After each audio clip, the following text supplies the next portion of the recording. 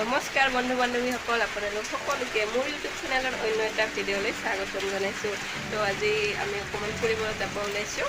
তো সকলোখিনি ভিডিঅ' আপোনালোকক দিবলৈ চেষ্টা কৰিম আৰু ভিডিঅ'টো শেষলৈকে চাই থাকিব। আমি আহিছোঁ আজি চাপ্ৰাঘাটা ৰেলৱে ষ্টেচন। চাব পাৰে চাপ্ৰাঘাটা ৰেলৱে ষ্টেচন। বেক কেমেৰা কৰি দেখুৱাই দি আছোঁ আপোনালোকক।